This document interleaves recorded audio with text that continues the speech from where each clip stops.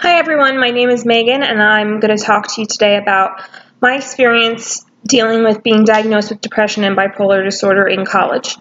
It's a really hard thing. I mean, you're going through so many changes to begin with, going from high school to college, and on top of that, your mind is like attacking you with these new symptoms if you're first being diagnosed. If you've been diagnosed, you have to be aware that you're going to have to adjust a lot and make sure you're taking care of yourself so that you're able to function well. So I went to college and I was crying and I was not talking to anyone. Didn't have any friends. And I thought, okay, there has to be something wrong. I have to be depressed or something. I was hoping I had a thyroid problem because that meant I could just take a pill and it would go away, but I didn't. So I went to the school's counseling center, and the lady there, they're not like certified therapists or anything. They're still kind of students, I think. But I told the lady all my problems, and she said, okay, well, how are your grades? I said, great. She said, are you doing extracurricular activities? I said, well, I have to because I'm a musical theater major, so we have to do a bunch of stuff. And she said, well, it doesn't sound like there's really anything wrong with you. And I was stunned, and I was so destroyed. I cried hysterically. I was just sobbing. And she just sat there and looked at me. So she's like, all right, well, I have my next appointment. And I was sitting there crying, and she was like, let's go. So I followed her, and she's like, oh, let's make an appointment for next week. And then she saw how I was crying so much, and she was like, how about you just go, and I'll call you. So I left, and I happened to be going home. At that point, I was going home on the weekends because of how I had been feeling. So I got in my car, and I drove home while sobbing, which is a very bad idea. Don't do that. But I got home, I was still crying. I came in the house, I crumpled to the floor. I called my mom, who was at work, and I was like, there's nothing wrong with me. I'm going to feel like this for the rest of my life. And she assured me, or tried to, that that lady was way off, and I was going to get someone else to get a second opinion. So I just want to say, I don't know about other schools. I just know my experience at my school, and it seems like they don't have a very clear protocol for dealing with someone with struggles, mental health struggles. The whole point of the counseling, you come 2 or 3 times, and then they refer you to a real counseling center, like a doctor. Which I was like, what's the point of that? Because then I just have to go to this school's counseling center, which is supposed to be free. So you go for free, you tell them all your symptoms, they tell you what they think, and they meet you for 2 weeks, and then they send you off to someone else. That just sounds like a middleman to me. I don't understand the point of that. They should offer free counseling. I know, schools don't have unlimited funds, but I think there should be some money set aside for that because it's so important, and a lot of people can't afford, especially in college, to go to like a real doctor's office.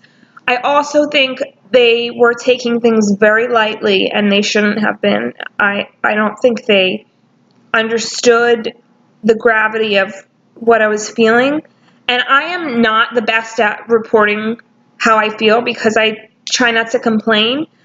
So I'm like, well, I feel a little bit like this, but when you see someone crying like that, you should know there's something wrong. It's not just, homesickness or whatever she thought it was. So that was a bad experience. Not all colleges are like that. I'm sure there's other counseling centers at schools that are great, but I'm hoping maybe soon some colleges step up their counseling center, in their counseling programs, and make it more available and more known, too, because I didn't even know there was a counseling center, and more accepted and more, they're more understanding, and maybe they can help, be a counselor for your time at school, not just for 2 or 3 weeks. I also had experiences with teachers who didn't quite understand. Some were very nice and did, but even the well-meaning ones, I was in a concert and I couldn't sing this one song because it was so sad it would make me cry every time. It was in a chorus. And the guy said, okay, well, the teacher said, you can leave stage for that song. So I was like, great. So we got on stage for the dress rehearsal, and it's a big clump of people on risers, and I'm in the middle.